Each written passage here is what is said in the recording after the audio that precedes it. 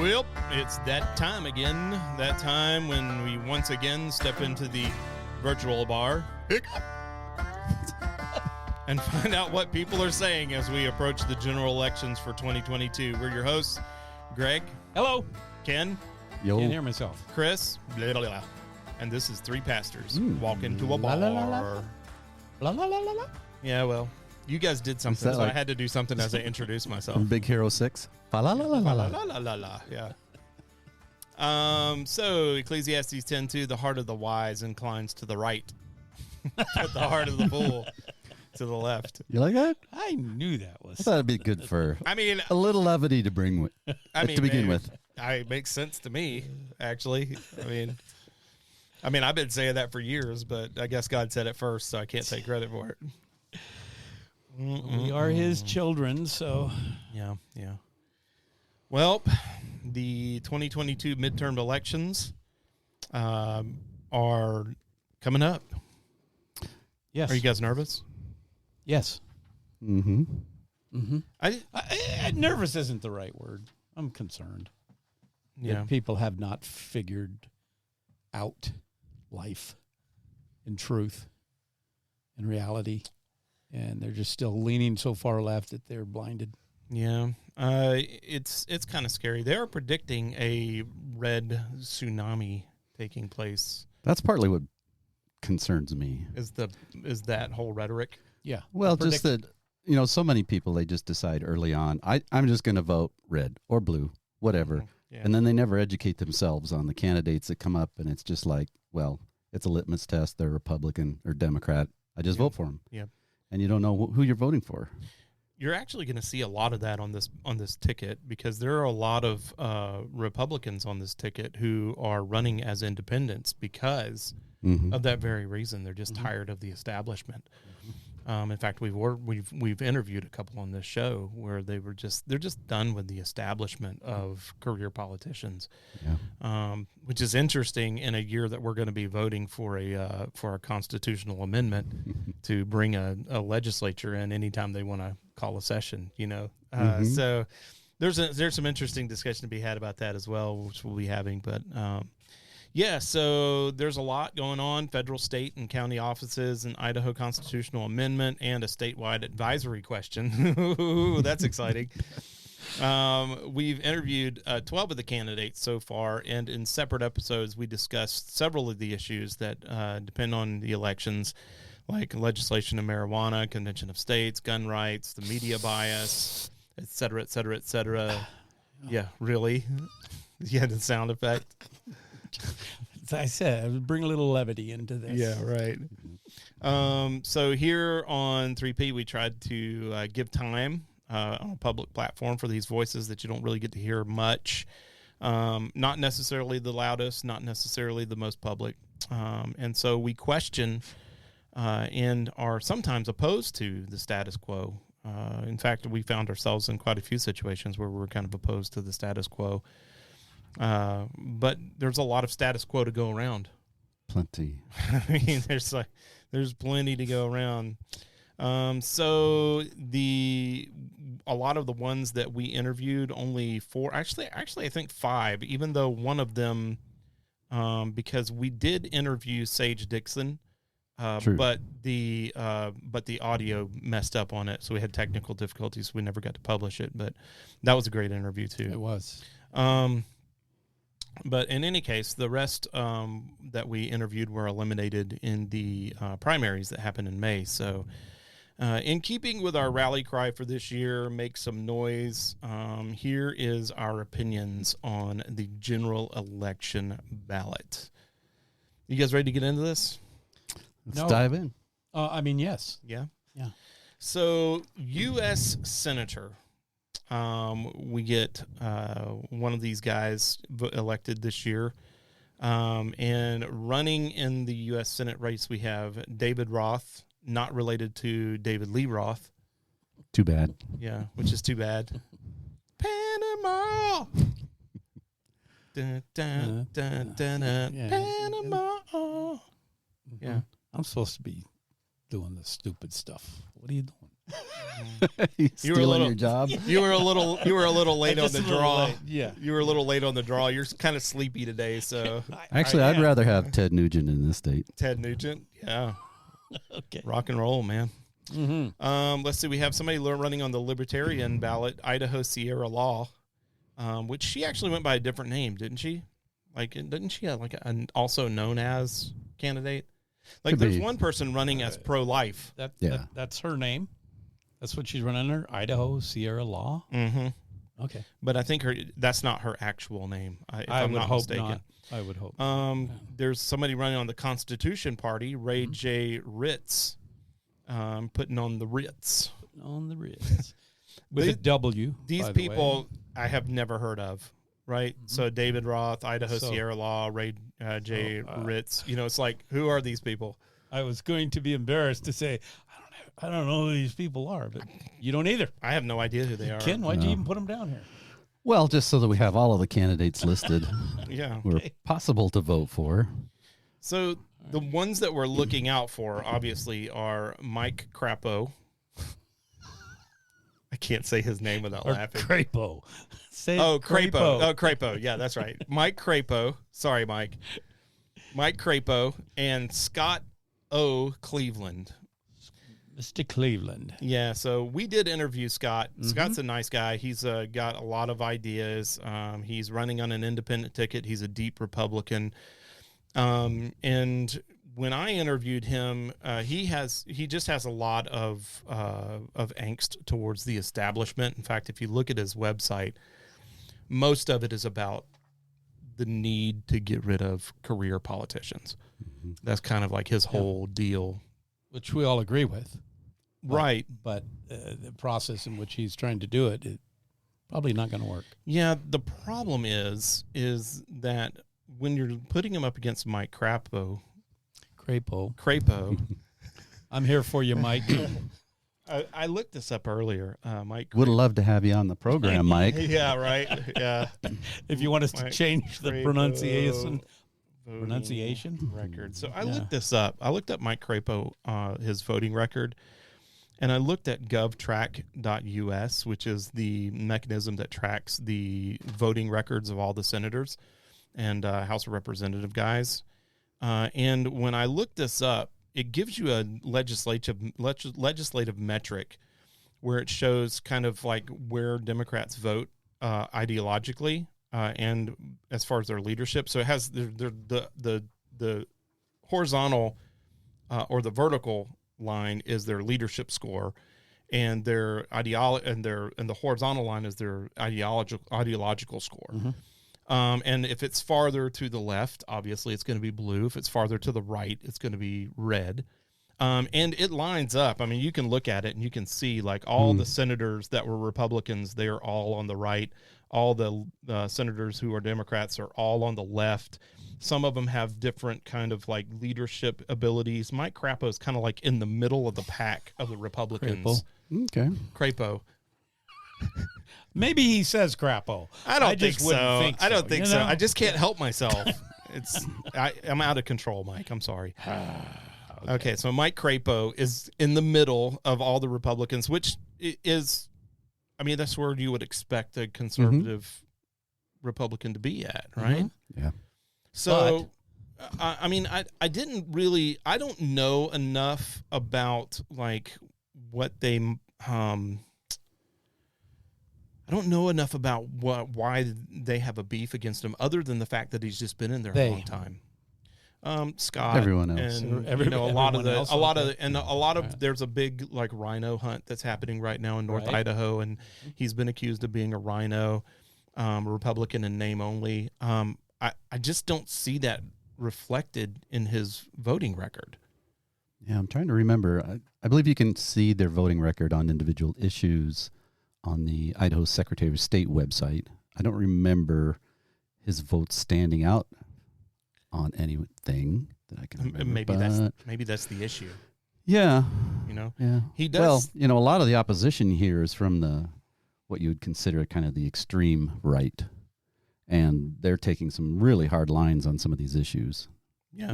Kind of an absolutionist perspective, which, I can appreciate, but from a practical point of view, I don't want perfection to get in the way of good. Yeah. Yeah. Well, and isn't this Mike's a career politician? Mm-hmm. And so the rest of these guys, I don't know, as you said earlier, David, Idaho, and Ray, I don't know.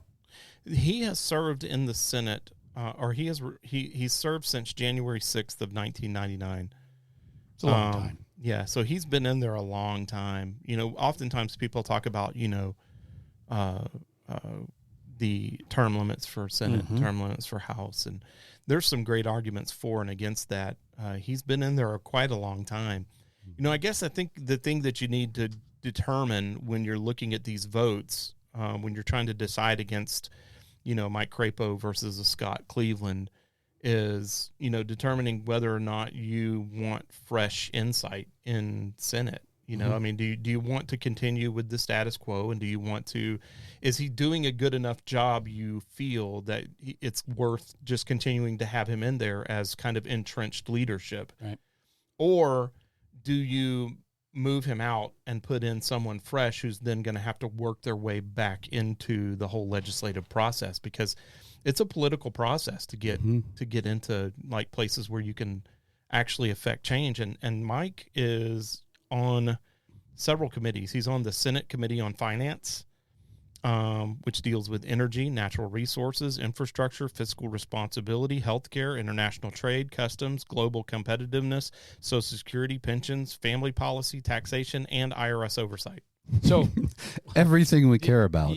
He's in a power position to have something to say. He is. And at the where Scott may not get into that kind of a committee position. That's what you're saying. Or he will eventually, if he was to get voted in. It would take a long time is what you're saying.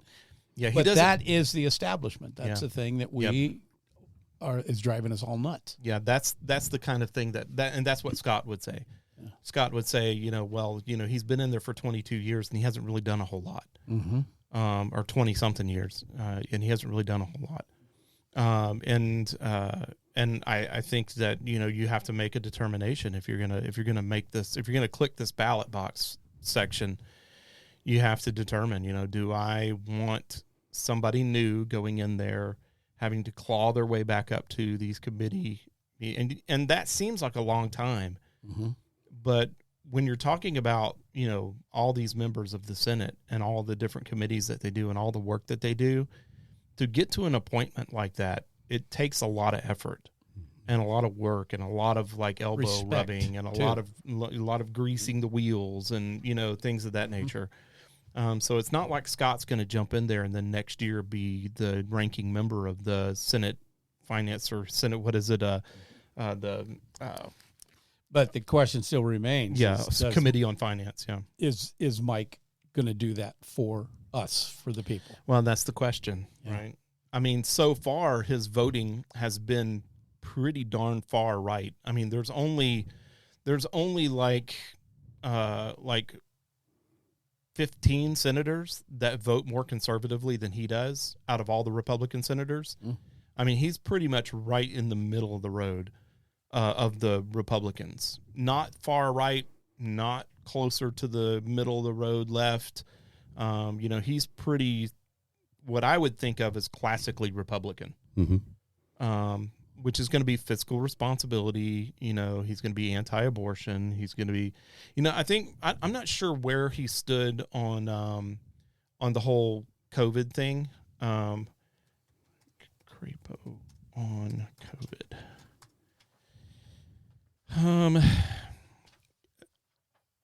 I'm not really sure where he sat at on that.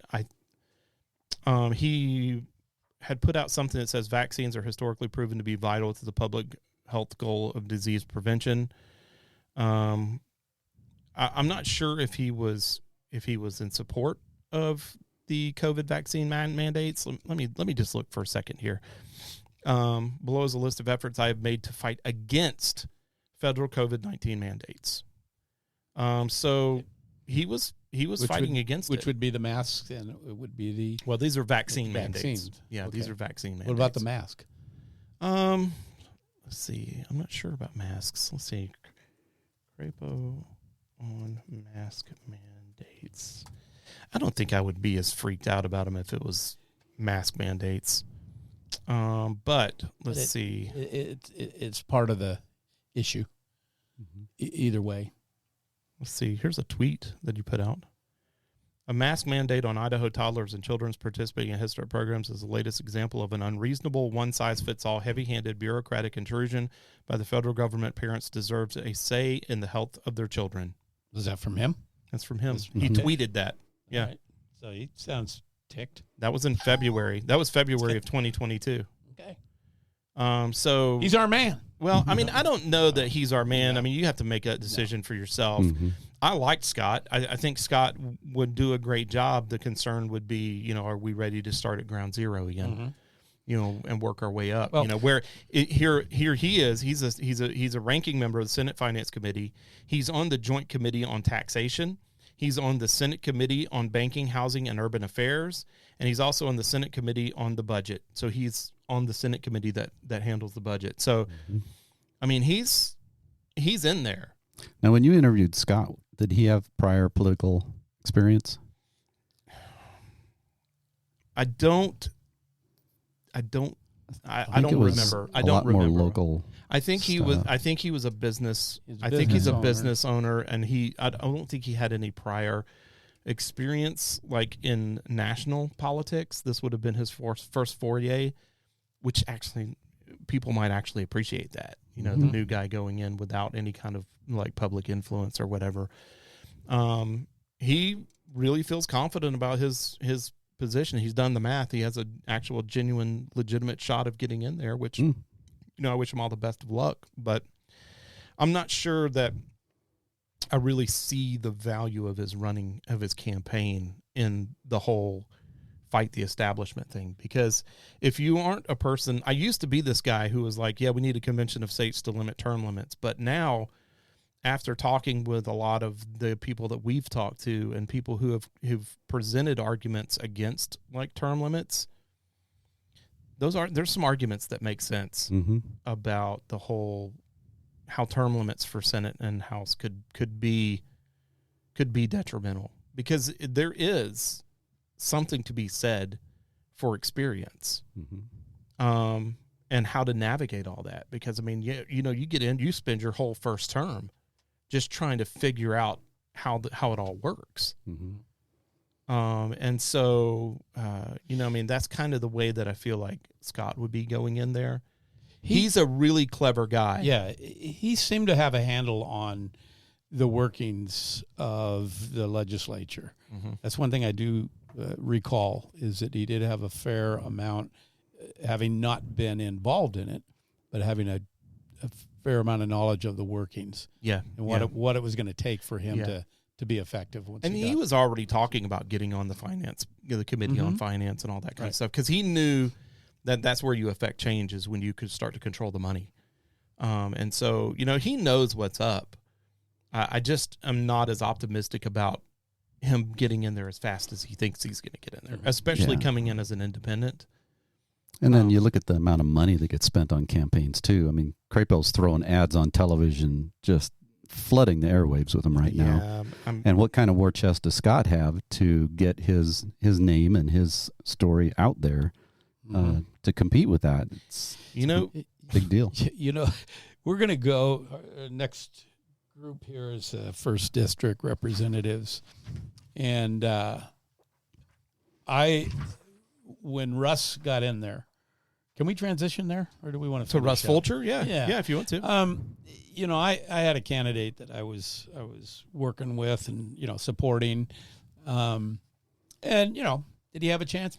Maybe, but Russ wasn't even on the radar screen 6 months prior to the election, and then he shows up, and landslide takes it. And a little research, I found out that there was I don't know what you'd call it, a Republican consortium behind him that just literally dumped hundreds of thousands, if not millions, into his campaign. Yeah. And here we have a guy, that lives in Bonner's Ferry. He's a farmer, a lawyer, perfect guy, seemingly, for this part of the country. Yeah. And Russ, just kind of all of a sudden it's Russ Fulcher, and Russ Fulcher wins by a landslide. And that ticks me off. Yeah. And so what we're talking about there with Mike and Scott, same thing. Mike does have the money. He does have the funds. He does have the backing. And Scott's independent, running independently, and relying on our wallets. Well, I mean, for a grassroots movement, he's doing pretty decent. There's another grassroots movement that we're going to talk about here in a little bit that has people a little concerned as well. But Russ. And let me say one more thing. I like Russ. I followed him since he got in because I didn't like him. Look at that face. But he's that face. I don't don't go by faces. That's a guy you can trust, right? Yeah. Look how square his jaw is. Yeah. He's a guy you could trust. He'd make a great politician. You know what? I think you're right. Yeah. We should call him and ask him if he wants to run for office. Okay. Yeah, he'd be a great politician. Ken, you want to do that? Yeah. Maybe we can get him in here for an interview. Russ, why don't you run for office? Yeah. State representative. We need some talent in Athol's council, right? Oh yeah. We got some. Think we can interest him in that job? Maybe. Yeah. That he would really excel there in the Athol City Council for sure. Yeah. It doesn't have his voting record in a metric built here for whatever reason. He's been in since 2019 though. So he's another one that has been in for a little while, not as long as Mike Crapo. Mm-hmm. That was hard to do. You did it. You're showing really incredible hard restraint. to do. Yeah. But he is also on the couple of committees, and he's actually the ranking member on both of these committees. The House Committee on Education and Labor and the House Committee on Natural Resources. Mm-hmm. Which to North Idaho concerns. If North Idaho is interested in reclaiming its public lands back from the federal government, having a ranking member on the House Committee of Natural Resources might be a good thing. That might be a good thing. If he does what the people want. Right. I thought that was an interesting interview of him in the People's Pen. Did you read that one? Yeah, I didn't read that one, no. Yeah. No. Russ? Yeah. Oh, he had I missed. They interviewed most of the guys on the Kootenai County and Bonner County Republican ticket. Yeah. No, I didn't read that one. In fact, I didn't read a lot of them on there because I just didn't have the time. But I did peruse through their free voter guide that they sent out to everyone, which was kind of a nice thing. But yeah, Russ, as far as Kaylee Peterson and Darian Drake, again, like they're not even on my radar. Like I haven't heard anything about them on no highway signs, social media, media. I mean, it's like they just put their name on there just because, I think it's pretty well understood that, from Bonner County, or District 1, if you're going to run against Russ Fulcher, you're going to have to bring your A game. Yeah. And I would be fearful that they just didn't get it done. But anyways, those are some interesting kind of races going on there. I am interested to see what happens to Scott Cleveland, though.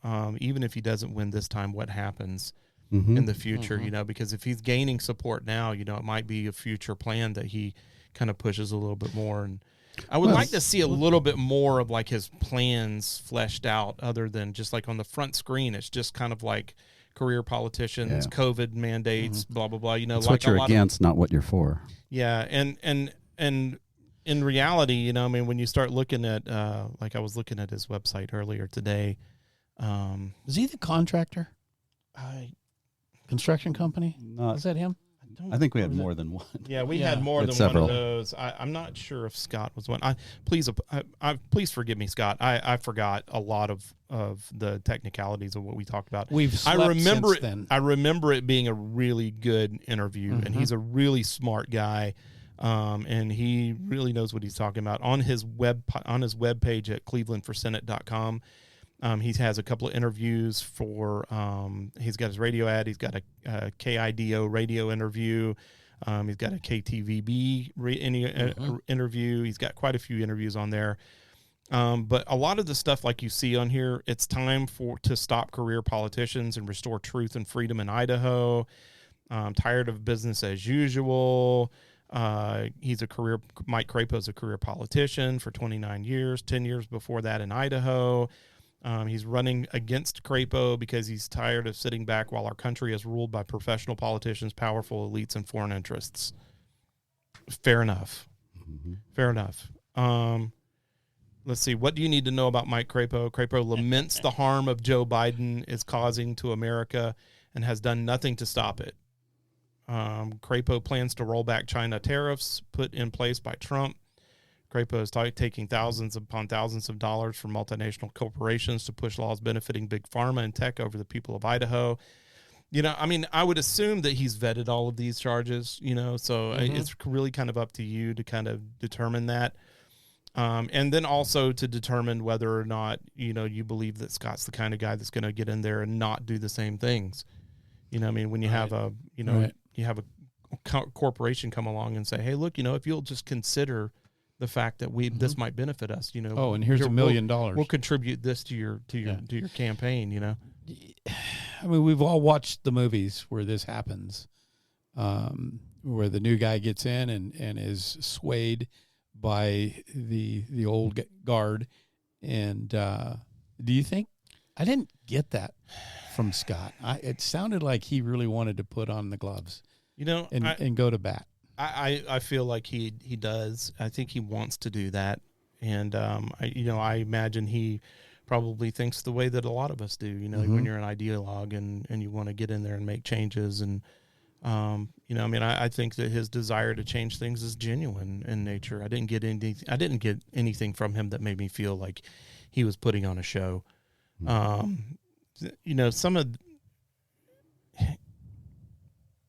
don't know. I don't know if he convinced me enough that would make me feel like I would rather have somebody new in there than somebody who's already well established in a lot of these committees. But then again, on the other hand, being established in these committees doesn't necessarily mean that you're doing anything. Yeah. And so it's a difficult decision for sure. I think we could have used some more high quality candidates at the state level this year time around. Yeah. There are some good ones, but it's pretty thin in spots. Yeah, for sure. Yeah, for sure. It's kind of it does end up just being status quo in a lot of races this year. One area that is not status quo, though, is for governor. This was an interesting deal this year because you have Brad Little was running again as the incumbent. You have Stephen Haidt, who's the Democrat. You have Paul Sand, who is the Libertarian. You have Ammon Bundy, who's running on the independent ticket. And Shantros Davison, who's running on the Constitutional Party. Shanty Rose. Yeah. According to, and there's a little note here that says, according to the Bundy campaign, Little declined to debate the other candidates on KTVB and Idaho Public Television. I don't know if that's true or not. It probably is. I mean, I don't know that I would waste my time going into a debate if I felt like I was the incumbent and I had a massive lead. Why would I put myself at risk? Need to, yeah. And Ammon, I interviewed Ammon on this show, and he really corrected some of the ways that I thought about the whole Ammon Bundy situation. And he's not a provocateur.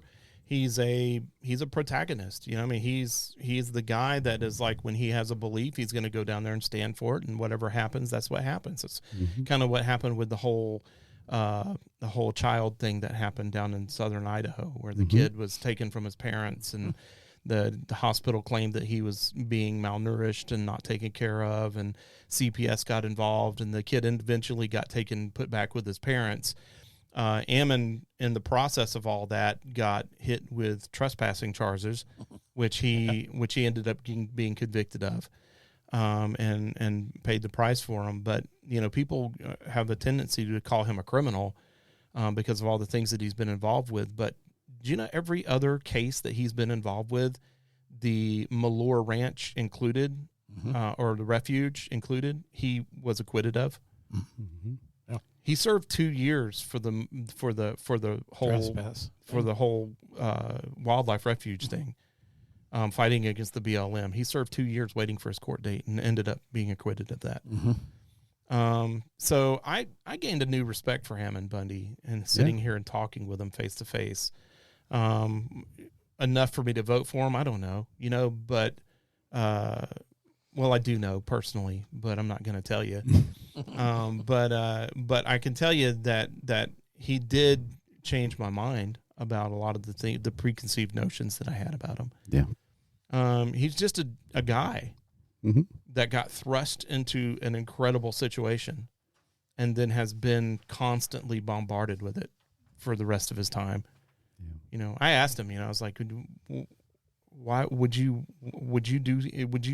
ask for this kind of situation? You know, he's like, no, you know, I didn't want this in the first place, you know, but now that he has it, yeah, might as well do something with it. You know, it's kind of that kind of rancher kind of mentality. You know, it's like, well, I didn't want this, but I've got it, so I'm going to do the best I can with it. Thrust into it. Yep. So let's take pretty advantage. much. Yeah. Pretty much. I'll starting back from the whole Ammon Bundy Ranch thing and their battle with the BLM. Yeah. That took place on the bridge, and you remember the scenes of the cowboys riding the cattle out of the BLM land, and all the things that went along with that. That was all the Bundys that were involved with that. Yeah, it's like a 50s cowboy movie. Yeah, it was something. It was something. But he's running against Brad Little, and the whole thing that about Brad Little is that he was just really soft on the mandates, and he actually declared a state of emergency and issued state mandates for masks and for vaccines when they came out. And basically Idahoans were just like, no. So they just didn't do it. Or North Idahoans. North Idahoans. Yes. Yeah. I mean, everybody up here was just like, no, we're not doing that. Yeah. Sorry. And then everybody on the left was freaking out. Oh, well, that's good. All you dumb hick Idahoans in the north are just going to die of COVID, and that'll be great. You know, all you redneck idiots. Yeah, we're still here and we're fine. Yeah, we were fine the whole time. The whole time. Yep, without our masks. Yeah, nothing to see here. We weren't wearing our masks. We didn't get our vaccines, and we're still here. We're still fine. We didn't. Not everybody in the county died, right? So you know, I mean, that's kind of like the big beef that people have with Brad Little. Just kind of the establishment, kind of like executive power, kind of executive mandate, kind of thing that Brad Little brought to the table. Yeah, the way I see this is the difference between Brad Little and Ammon Bundy is Ammon Bundy's the kind of guy who will stick his neck out for what he believes in. Yeah. Regardless of what resistance he's going to run into, and coming from a very grassroots Idaho upbringing and lifestyle, he matches very well with most North Idahoans. Yeah. A lot of Idahoans. Just not in the urban areas. If you are a person from North Idaho and you were to actually physically sit down and have coffee with Ammon Bundy, you would not be able to pick him out from just like the regular guy sitting at the Country Boy eating a country fried steak. And wasn't our country and our Constitution founded on that concept? You get into the legislature, you make laws, and then you get out after 4 or 8 years or a couple of terms, and then you live under those same laws. And now, if I'm not mistaken, the Senate actually voted themselves not even they're not susceptible to the laws that they pass. Yeah, I think that's a stretch. That's a stretch to say that, because they do have to live under the same laws. They've created things for themselves to benefit them, but there's not a law that states that they don't have to live by the. Yeah, that's a misnomer. But I would But I would agree with you that they do benefit themselves. Get away with a lot. They sure do. Yeah. Yeah, absolutely. Yeah. When they get pulled over, do you know who I am? Yeah, exactly. Yeah, I mean, Ammon was he's a regular guy, Yeah. And like you said, I mean, he's like he doesn't have anything to lose. I mean, he's a normal guy. That's like, if I see something I don't like, I'm just going to fight you over it. Mm-hmm. And he's proven that over and over again, to the point where he's been convicted of crimes fighting for his beliefs. I can respect that. And actually. And his beliefs are right in line with most, how do I put it, sane people. He is a very moderate Republican. Yeah. Down to earth. Yep, down to earth, moderate Republican. Even as far as a lot of his ideology on abortion, on same-sex marriage, I question him about all those things. I'd encourage you to go listen to that interview. If you're Good listening. interview. Yeah, it's a good interview. Because I was there. He answers a lot of those questions, and I would consider him to be a very moderate kind of Republican. He's not an extremist by any stretch of the imagination. And some of his imagination. answers were not what you would have expected. No, not at all. Yeah, he was very candid, and I appreciated that. And so, I think that there's something to be said there for him, and unfortunately, he's not going to get a fair shake from Southern Idaho at all, just because of his name. You mention his name in kind of leftist circles, and it's like an immediate Trump-esque response. Yes. He's right just like there. immediate hatred for him, regardless. Yeah. They don't care to know who he is or what he represents. I made up my mind. Don't Yep. confuse me with the facts. Yep, exactly. I'm pretty sure if Ammon doesn't wind up in the state house, this won't be the last we've heard of him. Oh, no, not by any stretch. No. In fact, he'll be involved in stuff even as a private citizen. He's put his hat in the circle then, or in the ring for politics. Just about everything, yeah. I mean, he's going to be involved. There's no doubt about it. So, yeah, that's a whole interesting kind of conversation, that whole thing. The lieutenant governor, I don't. What do you do? I don't really care for Scott Bedke. I don't either. But what are you going to do? Don't vote for him anyway. I mean, write myself in? No, sure. Leave it. I'll write you in. Who is pro-life Constitution Committee? Who's that? I don't know. What? Come on. Where's the information? It's almost like making fun of the system here. Yeah, I mean, it's insulting. Mm-hmm. And so, it's like, I don't know anything about this person. I don't know, I haven't seen anything that has interested me as far as, to be fair though, I haven't seen a whole lot from Scott Bedke. Mm-hmm. I mean, to be honest, I haven't seen any kind of information coming out about the lieutenant governor.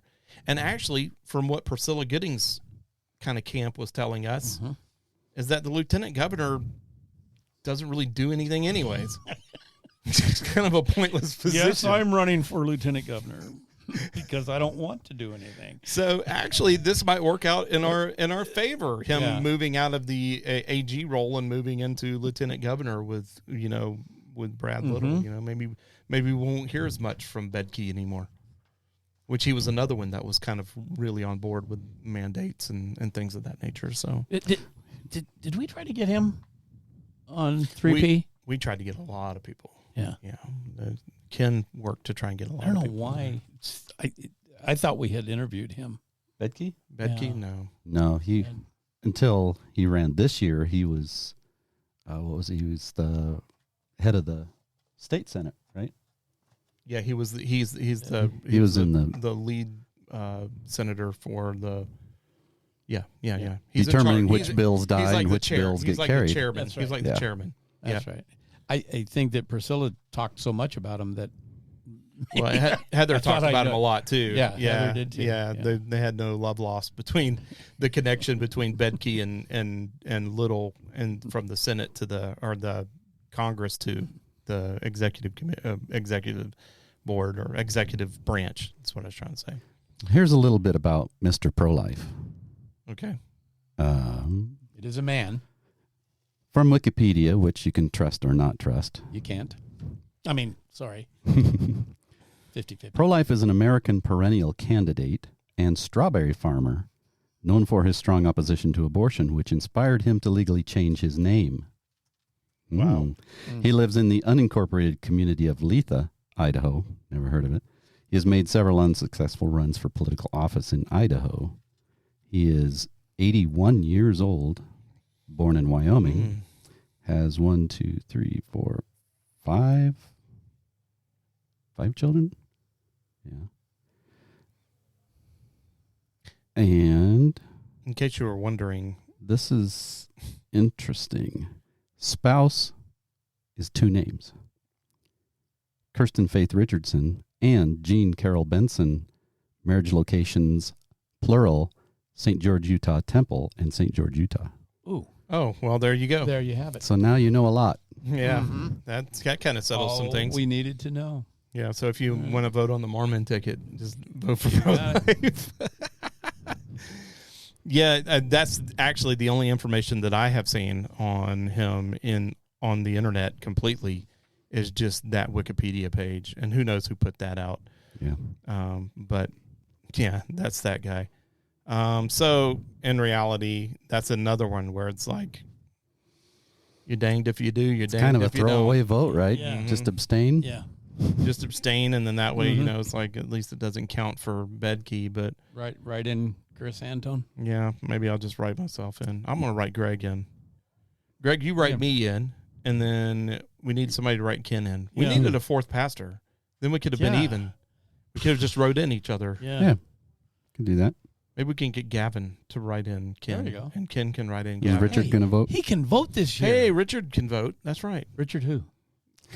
Yeah, that other guy that works with us. Yeah. You know that guy? That guy. I remember that guy.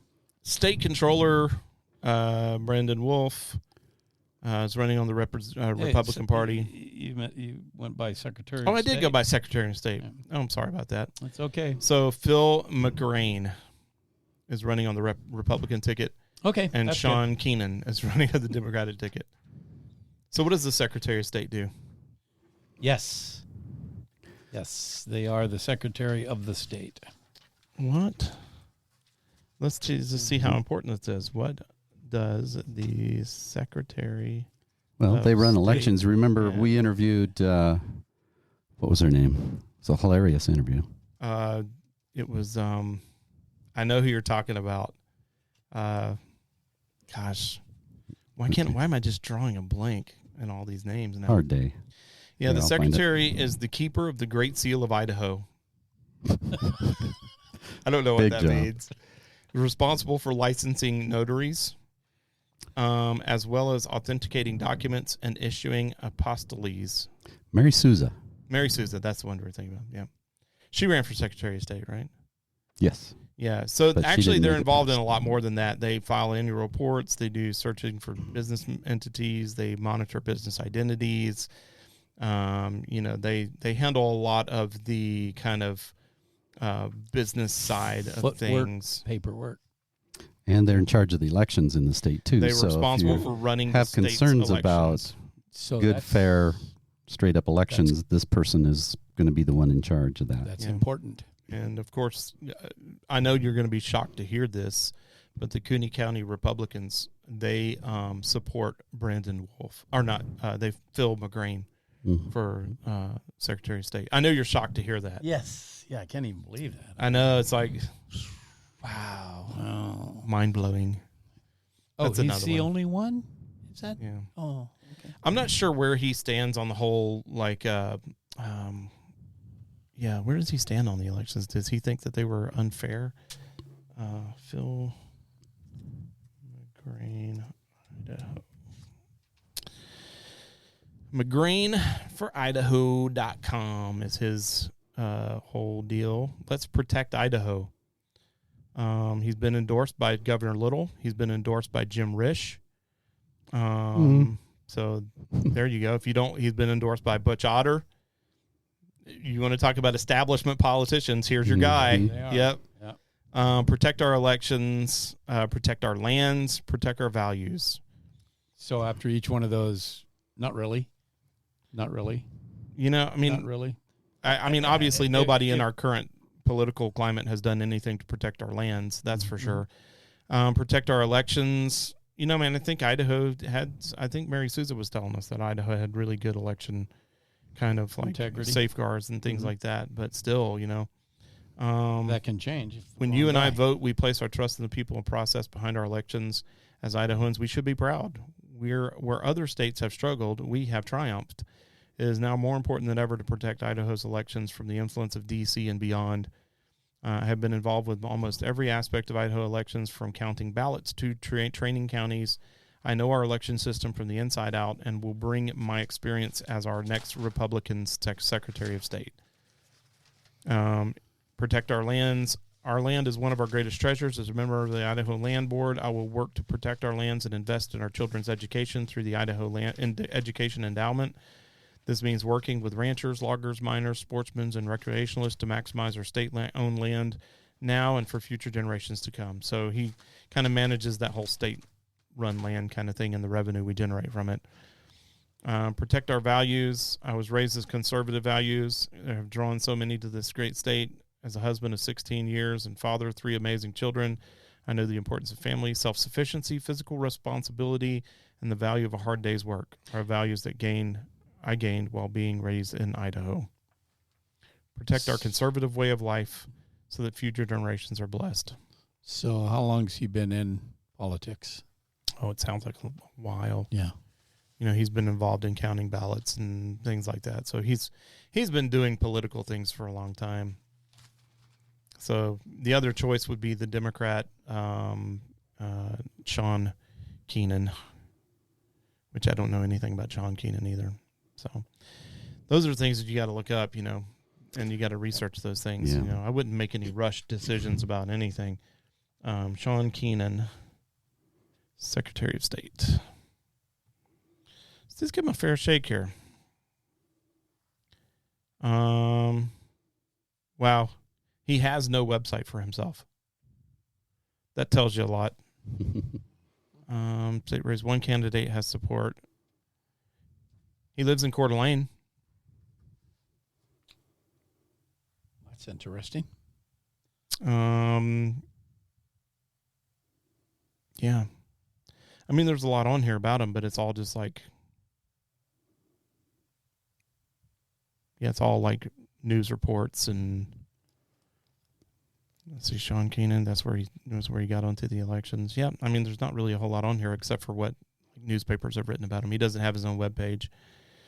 So, I mean, maybe that tells you a little bit about how he feels. At least there's not one here that comes up when you put in Sean Keenan for Secretary of State. So I don't know. Maybe that says a lot about him. There is a lot of information in newspapers about him, though. But like, what would be the Democratic value or the Democratic Party values when concerning, elections? It'd be open elections. I mean, would it be, let's send an absentee ballot to everybody in the universe? Yes, do whatever you want as long as we win. I don't know. And if it gets to be midnight or close to it, a lot of these races are just like just got to kind of do your research. State controller, state treasurer, attorney general. Like we have Raul Labrador running for attorney general. Yeah. Did you read the article in? No. What did it say? The People's Pen. It's kind of a little bit of look what I've done. Yeah. Type stuff. And it was a campaign plug like the rest of it. Yeah, pretty much. Yeah. Pretty much. But they were, whoever wrote the article, which that particular newspaper is trying to hide. That's not the right word. They don't want to become targets for the public, and so they don't publish the names of a lot of their editors and stuff. Although they're not hiding per se. Interesting. You can find out who they are, but they want their articles to be based on facts and truth, and not on my opinion. Who is this? That's the People's the Pen? People's pen. Yeah, the people that are writing a lot of these articles. Yeah, and a lot of them are from folks like you and me that just have an opinion. I mean, it's a great rag. I think we resubscribed to get a few of them. Or not subscribed. You can't subscribe to it, but it is. You can read it. It's definitely pretty hard, far right leaning. I mean, there's no question about that. I went blind in my left eye reading that. So I mean, when you have a really hard leaning like that, it's like you can say facts and all that, but really opinion kind of gets you to the far right after a while. But I didn't read anything in there that I disagreed with. I'm just it is definitely hard right leaning. In Raul Labrador, I remember when we interviewed Art Mackenber, who was running for Attorney General, which was a brilliant interview. I voted for Art in the primaries. I wished he would have won because he was very knowledgeable as far as the laws were concerned in dealing with the state. And he was the one guy that was like, let's go after some of this federal stuff that's going on. Right. As a state, let's join up with other attorney generals and let's let the federal government know that they've been put on notice, and I'm not sure that Raul Labrador is that kind of guy. I mean, he's going to represent the people of Idaho, I think, instead of like what we have been having. Our current attorney general has pretty much stated that he is the attorney for the governor, which is not correct. He's the attorney for the people. And that's why we vote for him. And so, I think Raul Labrador will fill that position, as being attorney for the people as opposed to attorney for Brad Little, which has probably got Brad Little freaking out a little bit because he's not going to have an attorney general in his pocket anymore. Yeah. I think it'll make an interesting matchup for the next election. Bedke and Lieutenant and Raul Labrador, of whom some of the other candidates we've talked to said he's just using this as a stepping stone to the governor house. Yep. So if you put Bedke up against Labrador, who's going to make that through the primaries? That's not even much of a conflict, really. No. Yeah, especially sitting a full term at lieutenant governor doing basically nothing. Wasn't really a smart move. I mean, in my opinion, I would think you would want to stay in the house or something. It's got to be a stepping stone. I mean, a known stepping stone for him to do that. But still, I mean, it's like, do you even know who the lieutenant? I don't even know who the lieutenant governor is right now. Who is it? What they do? No, who is it? Do you know who they are? No. I bet you if we polled our audience and we asked them, who's the lieutenant governor of Idaho right now, I'll bet you no one would know. I think you'd be right. Who is the lieutenant governor of Idaho? Now, there might be some people that we know, like, some of the people that we have, right? But here's the interesting thing, right? Everybody knows the lieutenant governor right now, but nobody knows who they are as far as being lieutenant governor. And the only reason that we know who this person is because she made so many waves, and it's Janice McGeehan. Right? McGeechan. It's McGeehan. That's how you pronounce it. Is it? Okay. Yeah, it's McGeehan. All right. Is it Crapo? That's how I say it. But I think that's interesting myself. I mean, she used it as a stepping stone to try and get through the primaries against Little, and it didn't work for her. Right. And I think one of the main reasons is because you get into that lieutenant governor spot. It's like your name recognition goes down the drain for 2 years or 4 years or whatever it is that you serve. I think it's 4. Unless you poke the bear like she did. Unless you poke the bear a lot. Yeah. And that's what she did. I mean, when he was gone, she took over his spot and started passing laws and stuff. Which is like her right to do that. Yeah. It's what she's supposed to do. It's just, I think we came across reading that most lieutenant governors don't do anything. Yeah. When the boss leaves. Well, that's kind of the opinion that Priscilla had a little bit. Leave it's like us alone. Yeah, the lieutenant governor really doesn't do a whole lot. They just kind of are there to take over if the governor's not there. Yeah, which is, I mean, that's an important position. And you have to know what you're doing in order to step into that role. Obviously, I'm not dismissing it. I'm just saying that most people, if you ask them, who's the lieutenant governor, right? Most people are going to be like, I don't know. I don't care. I don't really care. Yeah. Does she have an effect? Do they have an effect on my life? Yeah. Yeah. Well, I mean, Janice did, obviously. She had a great impact on our whole community. Yeah. You know, so, I mean, she did, really, push a lot of agendas forward. And obviously, she ran for governor and didn't make it. But I think that's interesting. Superintendent of Public Instruction, Debbie Critchfield is going on there. Who did we interview? Brandon Durst. Was that it? Yeah. Brandon Durst for Superintendent of Public Instruction. Debbie Critchfield is the GOP approved nominee for that one, if you're interested in that. Debbie, this is a big one too, because this is a whole thing in and of itself. So her website is DebbieForIdaho.com. Debbie #4Idaho.com.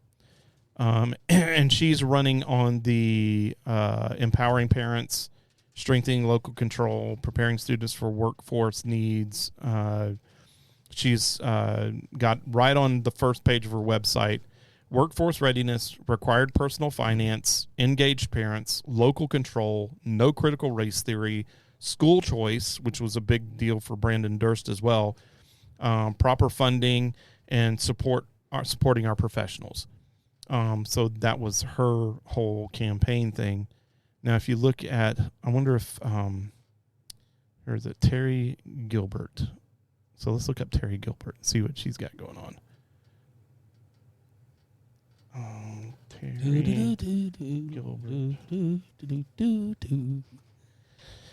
Terry Gilbert. Gilbert 4, the number 4 again. That seems to be popular, using the number 4. GilbertForSchools.com. So let's see. She's the Democratic candidate, is the Democratic candidate, and a fighter for public schools. Public schools are the heart and soul of Idaho's communities, the glue that holds our democracy together. That's a sad statement. If public schools are the glue that holds our democracy together, we are in really, really big trouble. They're still badly underfunded, ranking 50th in the nation per pupil spending. This is not acceptable. That's true. Idaho? Yeah. I knew when we moved up here 40 years ago that was the case. No. But I thought we had moved up to 41 or something. Here's the thing, though. Too many people have moved in. In our average scoring, divided it. We rank higher than Washington State, and Washington State was in the top 10. Mm-hmm. Student performance is really good considering. Well, the cost. What that proves is funding doesn't make public schools. Mm-hmm. It's not like if you throw more money at it, and that's kind of like the whole Democratic thing, right? You just throw more money at it and it'll be better. That's not the way that it works, obviously, because Washington schools are way behind the curve, and they spend a lot of money. What was it, $18,000 per student or something like that? They're in the top 3 or so, I think. Yeah, it was huge, and they're way down in their performance. So that was the kind of thing. It doesn't really have a whole lot of really. Gilbert says Critchfield backs vouchers, so he's not going to back vouchers. He's not going to back, parents having control. He's not going to back the money following the kid through public school system instead of the school system getting the money itself. He's not going. He's going to be very kind of status quo public schools. Yep. And more funding. School power. Yep. School power, more money. And if that's your thing, then that's the guy you want to vote for. If you're more in tune with the whole idea of, school choice, and parents having control, guarding against critical race theory, which I'm not convinced. We really have talked with some people in our school system and asked them, is critical race theory a big problem in Idaho schools? And overwhelmingly, the conversations that we've had with educators in our area is definitely not. Yeah. Critical race theory is not even a thing in North Idaho at all. It might be in some areas of southern Idaho, but it's not really a major deal in Idaho in general. There's not a lot of critical race theory being taught. In fact, Janice McGeehan created a task force to go in and investigate if there was critical race theory going on, and they found really not a whole lot. They did get some video of them talking about social emotional learning and some of the avenues that it uses to kind of get some, but that's all a whole different topic. You know, I mean, when you talk about transgenderism and you're talking about, you know, equity and training and things like that, that's all built into it. But I think that Republicans kind of shot themselves in the foot a little bit when they went on this critical race theory rampage. They were behind the curve. You're saying it was unnecessary? I don't know if it was unnecessary. I think it was overblown for our community. Okay. You know, I think that if you were in Oregon, that'd be a different story. Yes. And across the border. For sure. If you were in Washington, that'd be a different story. But here in Idaho, it's almost like they gave the liberals the option to say, look how off base these Republicans are. There's no critical race theory going on. No is probably an extreme statement because I'm sure there is somewhere. If you were to look really hard, I bet you could dig some up. Based on the teacher. And it's based on the individual classroom and what city that you're in and all of that. But social studies might be in there. Which is how the left indoctrinates, you know, very quietly. A lot of it, very subdued, and you know, one teacher at a time, so to speak. Yeah. Well, that's one of the reasons why the whole we don't talk about it in this one. We talked about it in Liberty Rumble about the NIC runoffs for our area, North Idaho College, and the two different groups of three people that are running against each other. One of them was kind of like the big business group, and the other was kind of like the Republican Party, even though they're supposed to be nonpartisan. But that whole thing is all about this whole kind of like instructional, kind of like institutional transgenderism, equity, social, you know, equity kind of thing that they're kind of fighting against. So, yeah, there's a lot of that component in there. So, you know, if you are opposed to that kind of movement, then, you know, you're probably going to want to vote for Debbie Critchfield. If you're happy with public schools the way that they are and just want to throw some more money at it, you probably want to go with the other guy, Terry. And that's probably the way that you want to go. There's a tough race for Senate in District 1.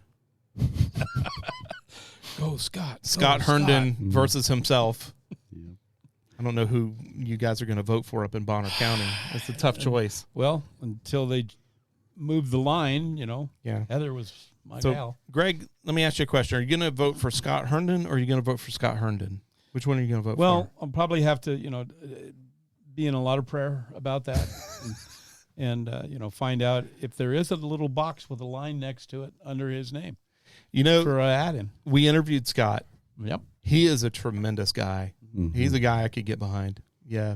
He's a citizen statesman without the office yet. Yep. Citizen statement is a apt term for Scott. He's a really great guy. He's going to bring some good stuff. Yep. I agree with that. Okay, I'll vote for him. Okay. All right, good for you. State Representative in District 1A, Mark Sauter. Is that how you pronounce Looks like it? Sauter. Is running against himself as well. And then good old Sage is running for seat B. Sage. I hate that. We interviewed him. That was a really great interview, and we had technical difficulties, and the recording sounded really garbagey. So sorry, Sage, for wasting your time. But that was a really great interview too. He's another guy that he has a little bit of a different kind of approach than the Heather Scotts of the world. You know, Heather is a very, you know, get in your face, kind of get in there and attack the situation kind of person. Sage is kind of like this strategic, methodical, kind of like work the system kind of guy.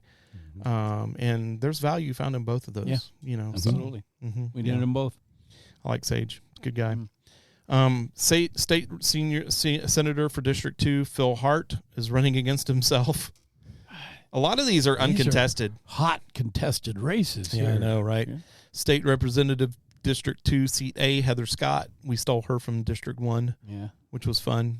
And then so these races kind of make you wonder, right, that no Democrats or independents got up on the ticket. No. Is that because they felt it was a race they could not win, or do we have rhinos in the midst and they're just deciding to come up through the other ticket?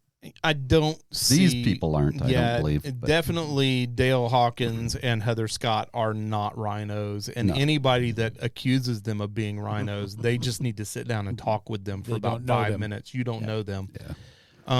But I love both of those guys. Heather's a good friend of the show. She's been on twice. Dale was on with us, and he's really great. There's some other people that are running against Dale. Jennifer Loma and Tom, what's that? Stroshine. Yeah. So I know Jennifer Loma personally, and she's a hardcore libertarian without denying. She has conservative values up to the point that they're libertarian, and then she has very libertarian values when it comes to like abortion, things of that nature. She's very much, it's all about your choice. She's big on body autonomy, abortion kind of thing. And so I know that for a fact. She knows what she's doing. I see her on Facebook pages and stuff all the time commenting. And so she's very active. She's not going to carry out a lot of your very deep Christian conservative values if that's what you're looking for, because she is not pro-life in as much as she's more pro-choice. And it's so there's a lot to be said about that. Dale Hawkins, on the other hand, is a true Republican ticket on the conservative Christian values and he's pro-life and all that kind of stuff. So if that's what you're looking for, then you're going to want for Dale as well, or vote for Dale. And then Tom. Sorry, Tom. I don't know anything about you. You didn't come on the show, so yeah. I don't know. So. Next time around, it's your you fault. Candidates start lining up now. We're booking interviews. And then there's just truckloads of county offices that are up. County commissioner, there's a seat coming up in our area, which is great because we talk about this in the Liberty Rumble, which you can find on our website at atholbaptistchurch.org or on our app on Apple or Google. But we talk about the county commissioners and how Chris Filios lost to Bruce Matari in the primary.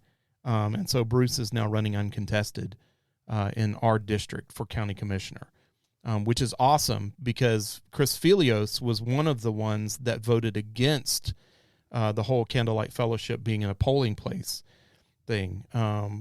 Bruce and the other lady, the other gentlewoman that is part of the commission, I can't remember her name right off the top of my head, but they did not vote for it. And so, in any case, there's all kinds of that stuff, plus the NIC stuff that's going on, but we're not really going to get into that in this show. We did that on the Liberty Rumble, so if you're interested in that, go see that.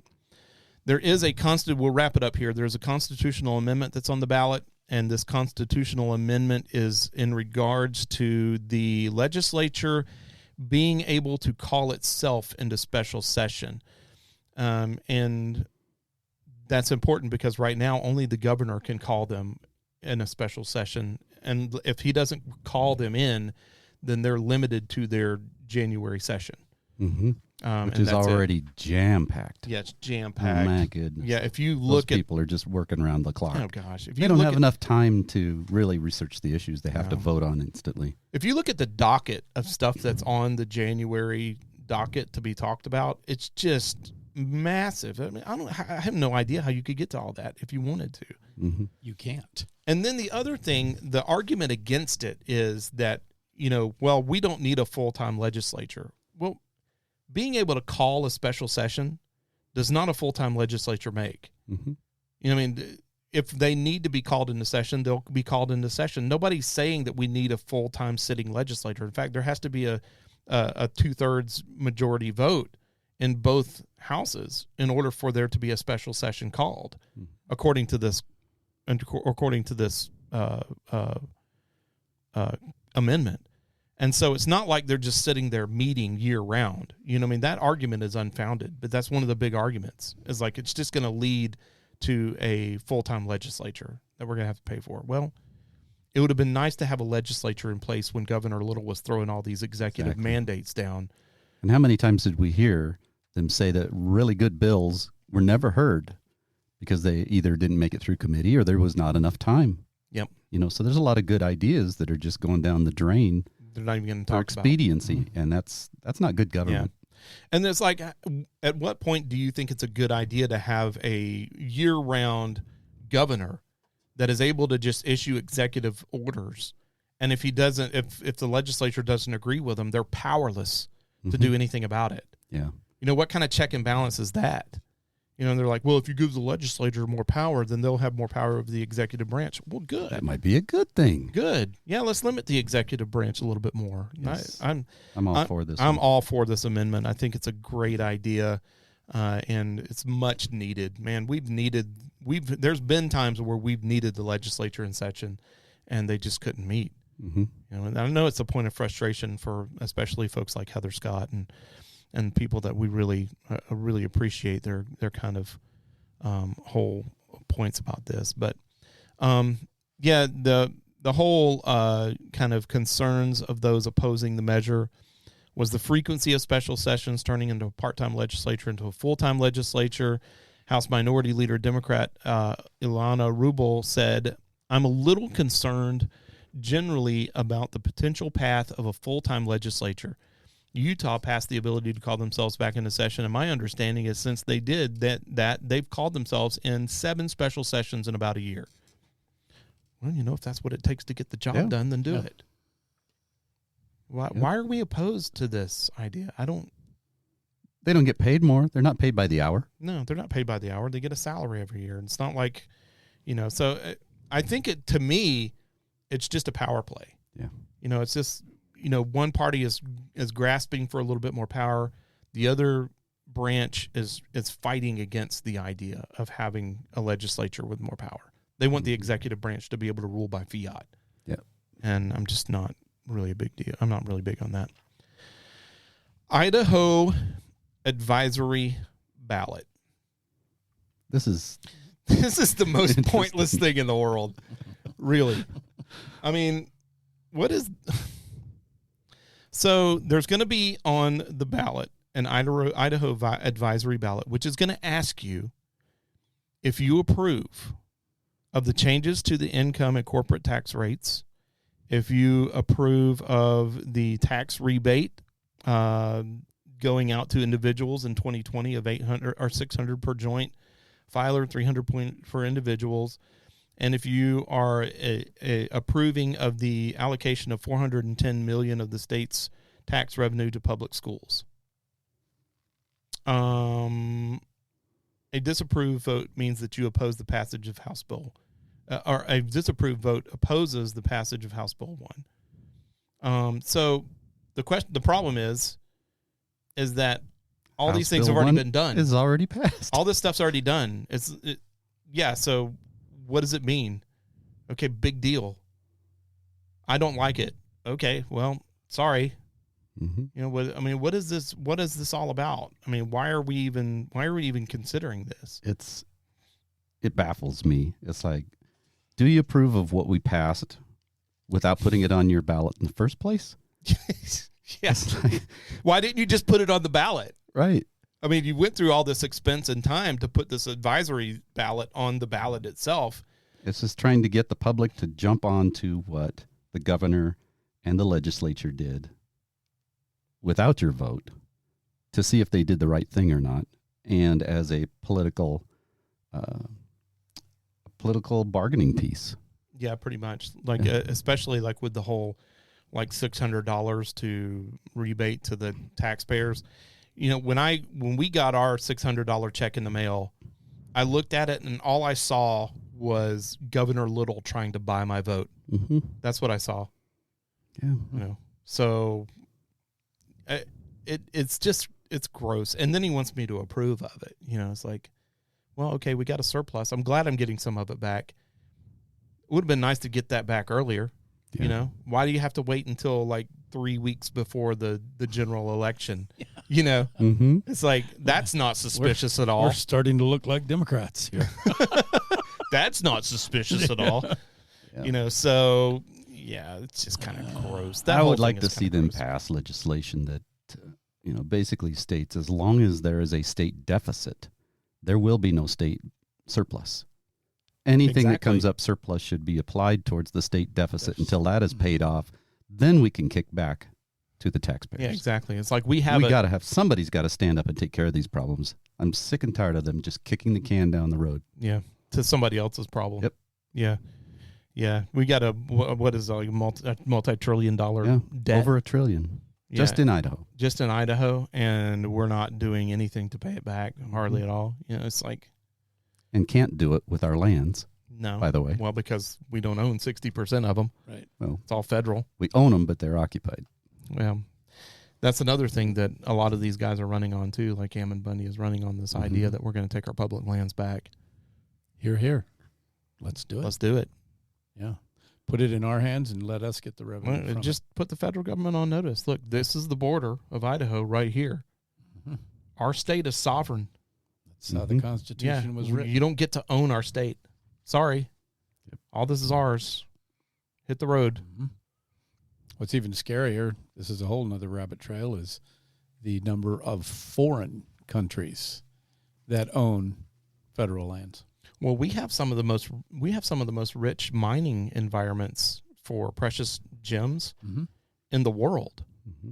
And one of the things that's being mined, I forget which it was. I don't know if it was cobalt or something I think like it was that. cobalt. I think it's cobalt. But that mining operation is being farmed out to an Australian company. Right. And so the Australian company gets all the proceeds from that. The federal government gets a kickback from that. And then the federal government lends us money from the money that they make off of our lands back to us so that we can do schools and stuff. They lend it to us. Mm-hmm. And you thought our government was stupid. They know what they're doing. It's ridiculous. It's just obnoxious. And obnoxious is the right word. yeah, it's just the whole thing is just bleh. Yeah, so if you want to get our public lands back, there's a few guys on the ballot that you want to look into that really represent that.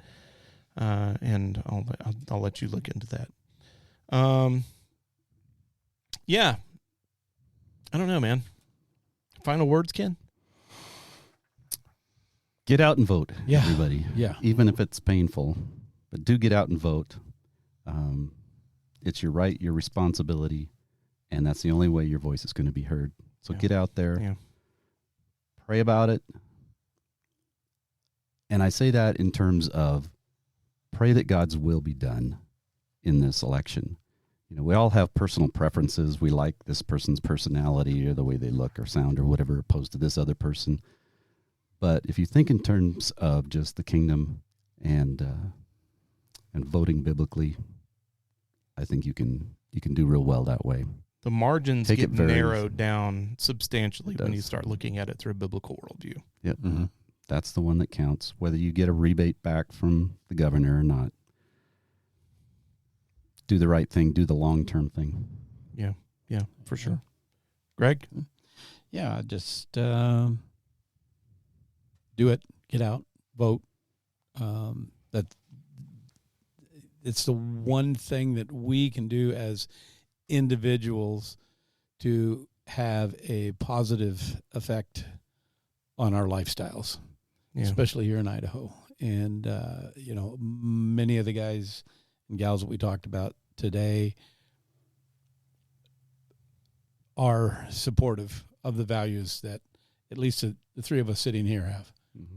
And, but you don't know that unless you do your research, and I'll tell you what, out there in radio land, the most nauseating thing and one of the hardest things, and it's even exhausting to me, is to go out and figure out what XYZ political candidate believes in. It's difficult. Mm-hmm. It's time consuming, but it is so necessary to do. Yeah.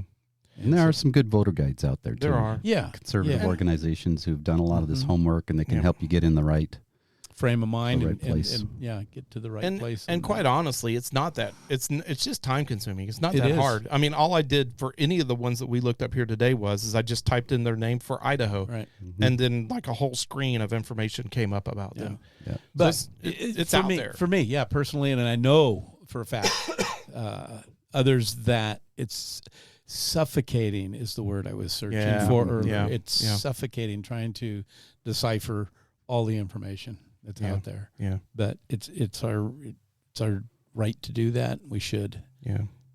capitalize on that by learning and voting biblically. I think I would say, if I had a closing remark, I would say, if you don't know, then don't fill out the bubble. Yeah.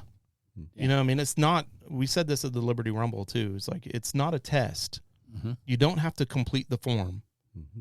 You know, if you don't know if a judge should be put back in or not, just don't fill in the bubble. You know, if you don't know if one of the candidates should be one over the other and you're uninformed, just don't fill in the bubble. That's right. You know, That's just right. go and vote for the things that you know. Mm-hmm. And then if you don't know things, then don't just make a random choice. Mm-hmm. Yeah. Because that's the worst thing you could do. Imagine, you know, there's going to be 6 names for NIC, board member, trustee. Mm-hmm. And if you just go in there and just randomly pick 3 names, That's my daughter's name. without knowing, I have a you know, nephew. what these people represent, then you get what you reap what you sow. Yeah. Yeah. And so learn the names, learn the people. You've got a few days before the election. You know, get on the computer and look these things up. You know, you can get all these voter guides online. Mm-hmm. Takes you like 5 seconds to find a voter guide online right now for Bonner County and Kootenai County. Mm-hmm. And so, you know, just go get the sample ballots right off the Supervisor of Elections website. Yep. And just get the sample ballot and just look at all the names. Yeah. Please don't call us for information. Yeah, no kidding. Call Richard Alderson at Now that's funny. I don't care who you are. Personal election advice. Our show would like to officially apologize to Mike Crapo for making fun of his name so much. Poor guy. He's probably used to it. Yeah, I'm sure he's Yeah. probably never heard those before, right? Yeah. Poor guy. And I'm sure that, you know, the 3B podcast is, you know, his go-to on a monthly basis. Making the rounds in the Washington Beltway. Well, he probably can't help but hear it because Pelosi's probably listening to it all the time. Yeah. So Yeah, her and Chuck Wednesday nights they get together. Proverbs 29:2 says, "When the righteous thrive, the people rejoice. When the wicked rule, the people groan." A lot of groaning going on right Been now. groaning much lately? Yeah. Well, that about does it for us today. As always, thank you for joining us. If you have an idea for an episode, or you would like to hear us investigate or interview a guest that you'd like to hear us interview, I've screwed that all up. Send us an email at 3p@athelbaptistchurch.org. If you enjoyed this episode, please give it a like, share it with your friends, and subscribe so you don't miss any future episodes. That's really important. Even though social media is a dumpster fire right now, like and share it with your friends. Thank you, everybody, for helping us to produce this episode. Thank you for Athel Baptist Church and its members for a generous support. And again, thank you for listening. And until next time, remember the Great Commission. Go into all the world, reach the lost with the gospel, and build disciples who can do the same. With that, we are out.